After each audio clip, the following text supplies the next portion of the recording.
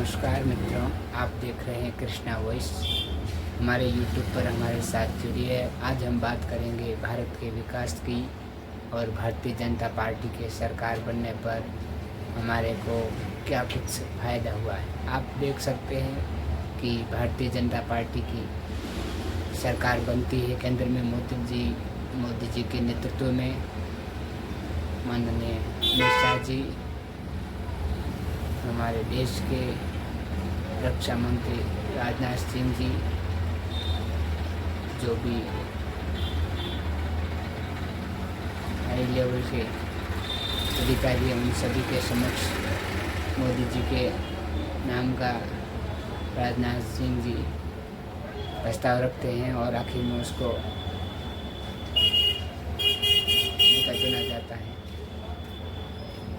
तो आप देख सकते हैं अब जो एक मुद्दा आया है वो है नीट की परीक्षा को लेकर के, कि देश में एनटीए ने एग्ज़ाम कराया था पीछे कुछ दिनों पहला, जो शायद इस लोकसभा के नतीजों से पहले ही परीक्षा हो चुकी होगी। 5 मई को हुई थी वो परीक्षा और उसका रिजल्ट इस चुनाव के बाद ही आया। चुनाव प्रक्रिया पूरी हो गई थी, यहाँ तक कि सरकार भी बन गई। अब कुछ लोगों और स्टूडेंटों का ये कहना भी है, मानना भी है कि मोदी जी की सरकार ने हमारे को सही दिशा नहीं दिया है नीट के मामले को, इसलिए करके कुछ नाराज़गी हो रही है लोगों की। तो मैं उन सब से कहना चाहूँगा कि कुछ सरकार की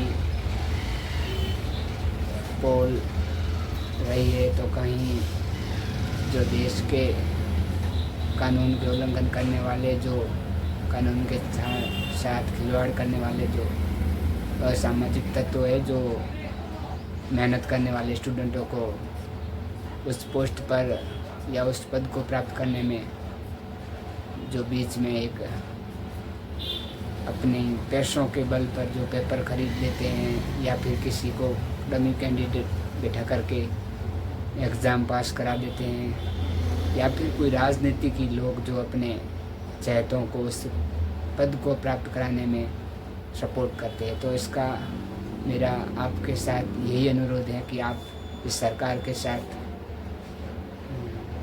सहयोग करें और हो सके तो इसको सीबीआई जांच का भी आदेश दिलवाए। सीबीआई जांच हो तो रही है लेकिन उस दिशा में नहीं जहाँ पर कि लोग विश्वास लगाए बैठे हुए हैं।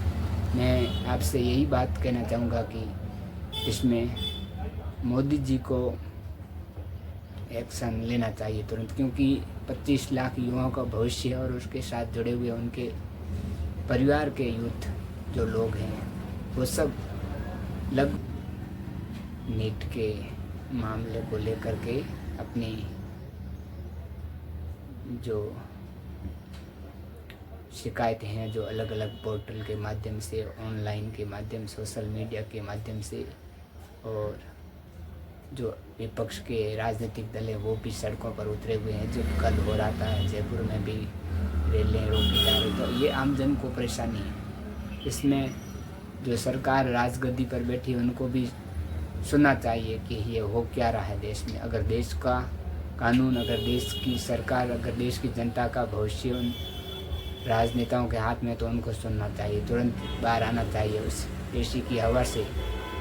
जो लोग सड़कों पर सुबह के शाम तक, जो किसानों के बच्चे, उनके साथ अत्याचार हो रहा है, मध्यम वर्ग से आने वाले 2-2, 3-3 साल तक एलन जैसे, सीएलसी जैसे बड़े बड़े कोचिंग सेंटरों को पैसे चुका करके 1-1 साल, 2-2 साल, 3-3 साल तक वो अंडरग्राउंड भूमिगत होकर के पढ़ाई करते हैं और बाद में बच्चों के साथ ऐसा अगर रवैया होता है तो ये बहुत ही दुर्भाग्यपूर्ण की बात है।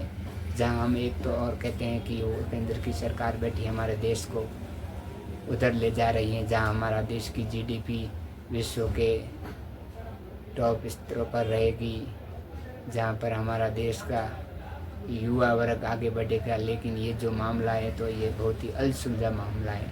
मित्रों, मैं आपके साथ इस बात के साथ ये भी कहना चाहूँगा कि आप अपने माता पिता के साथ, आप अपने शिक्षा क्षेत्रों के साथ धैर्य बनाए रखें। सब कुछ संभव होता हुआ नज़र आ रहा है।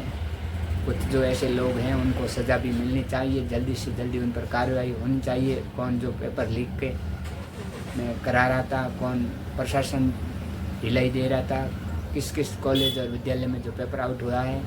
बिहार की जो बात आई, हरियाणा की जो बात आई, राजस्थान में भी कुछ जगहों की जो कॉलेजों स्कूलों की बात आई, तो उनके मालिकों की उसकी शिक्षा क्षेत्र से वो मान्यता रद्द हो और आगे का ऐसा कानून बने कि कहीं पर भी कोई पेपर लीक या डमी कैंडिडेट बैठाने की हिम्मत ना करे, ताकि जो मेहनती स्टूडेंट है उनको अपने इस सीट को हासिल करने में आसानी रहे और कोई दिक्कत ना आए। जय माँ भारती, जय श्री कृष्ण, राधे राधे। फिर मिलेंगे आप और हम कल इसी और आगे की चर्चा पर।